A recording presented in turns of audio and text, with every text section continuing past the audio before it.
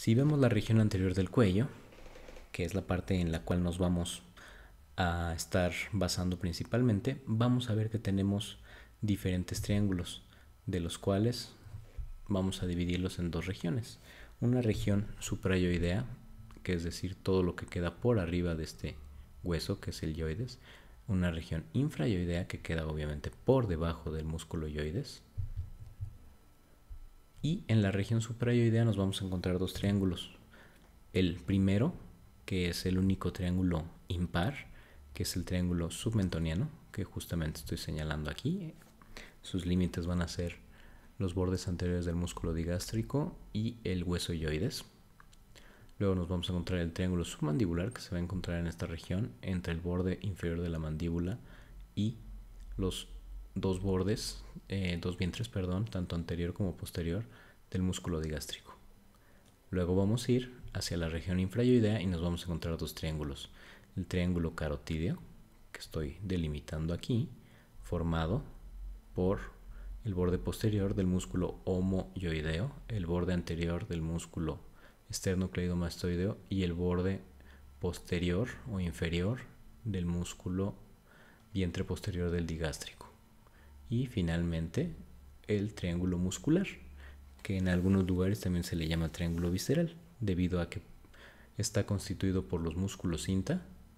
Va a estar formado justamente por el borde lateral del homoyoideo, la línea media y el borde anterior del músculo esternocleidomastoideo. En cada uno de estos vamos a ver estructuras que lo van a estar componiendo. Aquí vamos a hacer una pequeña resección del músculo esternocleidomastoideo y nos vamos a encontrar las regiones que se encuentran por debajo del mismo. Y si notamos, la mayor parte de las estructuras vasculares, que son extremadamente importantes en la región de la cabeza y el cuello, que constituyen la vaina carotídea, van a estar por debajo de este músculo. Por lo tanto, a pesar de que en la anatomía clásica este músculo no se incluye dentro de los triángulos, vamos a meterlo un poco más adelante para ver cómo están las divisiones. Una vez retirado el músculo, además de poder ver la vaina carotídea que tenemos transcurriendo como lo estoy marcando, vamos a poder ver en detalle el músculo homoyoideo, que como podemos ver, igual que el digástrico, tiene dos vientres, un vientre superior y medial y un vientre inferior y lateral, que tienen una región intermedia, que es su tendón, que se articula con el esternocleidomastoideo. Es de las pocas articulaciones músculo con músculo que existen. Y vamos a dar un poquito más de detalle del primero de nuestros triángulos, que va a ser el triángulo submentoniano. Y el triángulo submentoniano, como lo dijimos, está constituido por ambos vientres del digástrico y el hueso yoides. Si nosotros vemos y volvemos a pensar, el techo de este músculo lo va a estar constituyendo el platisma. Voy a regresar a la imagen anterior, en donde podemos ver cómo tenemos al músculo esternocleidomastoideo y en el otro lado hay parte del platisma y su continuación con el esmás. Entonces, si esto está recubriendo prácticamente la mayor parte del cuello, va a estar siendo el techo de nuestros triángulos, incluyendo el submentoniano.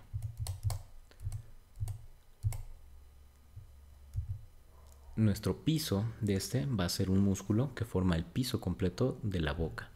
Y este músculo es el miloyoideo, que como podemos ver tiene un rafe intermedio y luego se abre como abanico para unirse a la mandíbula en la inserción que se llama línea miloyoidea. Y lo que vamos a encontrar en este lugar es un poco de grasa y ganglios submentonianos. Vamos posteriormente a ver uno de los triángulos que tiene más estructuras, que es el triángulo submandibular. El triángulo submandibular lo vamos a delimitar otra vez. Su techo, que podemos ver aquí está resecado, es la fascia superficial o platisma. Y sus bordes van a ser el vientre anterior del digástrico y el vientre posterior del digástrico. En algunos textos se menciona este otro músculo que va de la apófisis estiloides al yoides, o sea, el estiloyoideo, como el borde. En realidad es lo mismo, porque estos en la vida real están encimados uno sobre el otro. Y nuestra última borde para formar el triángulo es la porción inferior de la mandíbula. Si vemos el piso está formado por dos músculos. El primero es continuación del miloioideo, que en la porción posterior va a estar ausente, y esto es lo que va a permitir que esta glándula tenga comunicación con las estructuras profundas y el piso de la boca. A diferencia del triángulo submentoniano, en el cual vemos una cantidad muy pequeña de estructuras, aquí lo que vamos a notar es que las estructuras que están profundas cerca del diglosio y el constrictor medio de la faringe son muchas. Vamos a ir de superficial. Lo primero que nos vamos a encontrar más superficial va a ser al nervio facial. Lo estoy marcando en la imagen del lado izquierdo, y no es todo el nervio facial, obviamente, solo es la rama que denominamos marginal mandibular o simplemente marginal. Luego nos vamos a encontrar un poco más profunda la vena facial. Esta vena va a desembocar a un tronco llamado tronco tirolinguofacial, porque podemos ver como aquí la tiroidea y la lingual van a hacer una anastomosis antes de drenar finalmente a la vena yugular interna. Posteriormente nos vamos a encontrar a la glándula submandibular. En algunos textos viejos todavía le llaman submaxilar, pero debido a que el nombre de maxilar inferior para la mandíbula se ha desechado, el nombre correcto es submandibular. Y por debajo de esta, una vez que la movemos, vamos a encontrarnos a la arteria facial, que podemos ver aquí cómo atraviesa por debajo, al músculo, al nervio lingual, que es este, que va a tener un ganglio submandibular que va a dar la inervación que necesitamos para salivar. Nos vamos a encontrar también la vena y arteria linguales, y nos vamos a encontrar que en el mismo triángulo va a pasar este nervio, que es el hipogloso.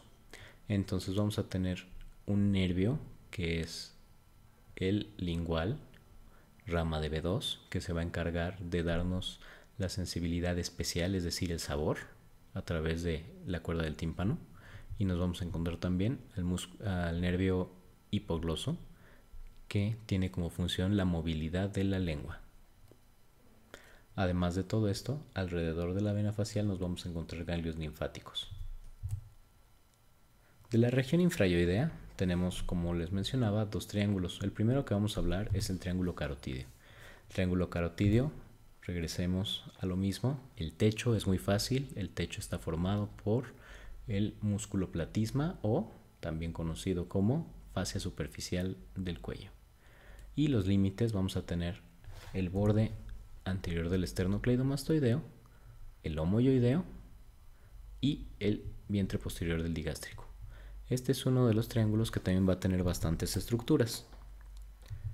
Nuestro piso en esta zona va a ser prácticamente ya la pared de la faringe, que está formado en esta altura por el constrictor inferior de la faringe y la fascia prevertebral. Y nuestros contenidos van a ser la vaina carotídea, que incluye la carótida, que en este momento es todavía la carótida primitiva, y a la altura del yoides se va a dividir en sus dos ramas, que son la carótida interna y la externa. También vamos a tener la vena yugular interna con sus tributarias, al nervio hipogloso, que como ustedes pueden ver pasa por este triángulo y luego, como atraviesa por debajo del digástrico en su vientre posterior, entra a otro triángulo que ya acabamos de revisar, el submandibular. También vamos a ver al nervio vago, que se localiza en medio y posterior o profundo a los grandes vasos, es decir, a la carótida y a la vena yugular. El nervio espinal, que podemos ver aquí, generalmente pasa por detrás de la vena yugular, pero puede tener la variable en la que pasa por encima de la vena yugular y también la variable en la que atraviesa la vena yugular, dividiéndola antes de llegar al agujero. Y finalmente los ganglios, que se van a encontrar en la porción yugular alta. Aquí podemos ver cómo el vientre del digástrico tiene bastantes detalles en cuanto a la relación Su inserción posterior va a ser la ranura digástrica, que se encuentra profunda la apófisis mastoides, y luego vamos a tener una inserción en el yoides, en su cuerno menor, antes de que refleje y se inserte otra vez en la porción de la ranura digástrica de la mandíbula. Podemos ver aquí cómo tiene relación, ya que es profundo al mismo, van a pasar el nervio espinal, que estoy marcando en este momento, que posteriormente va a pasar hacia el triángulo posterior, el nervio hipogloso, que pasa por debajo, luego se hace inferior y luego vuelve a pasar profundo para entrar al triángulo submandibular, este otro, que es el lingual, y finalmente el vago. De tal manera que vamos a ver bastantes cambios. También la cadena simpática se va a encontrar por debajo de esta. Y cuando hablamos de arterias, pues bueno, tenemos muchas de ellas que van a tener relación. Si nosotros vemos, las últimas ramas van a ser la temporal superficial y la maxilar interna, pero antes de esto nos vamos a encontrar con la occipital y la faringea. Vamos a tener nuestra facial, que se encuentra en este lugar, la lingual y la tiroidea superior. Finalmente vamos a hablar del triángulo muscular. El triángulo muscular es el que nos vamos a encontrar limitado por la línea media del cuello, en la porción lateral por el vientre superior del homoyoideo y por el esternocleidomastoideo, es decir, es un pequeño triángulo. Vamos a tener una vez más al músculo platisma y la fascia superficial como techo, y en el piso nos vamos a encontrar las estructuras que están detrás de las vísceras, es decir, los cuerpos vertebrales y su fascia prevertebral. Y el contenido, además de los músculos cinta, que son el esternoyoideo, el homoyoideo, esternotiroideo, tiroyoideo, nos vamos a encontrar también la laringe, la glándula tiroides, las paratiroides, así como las porciones cervicales de la tráquea y el esófago.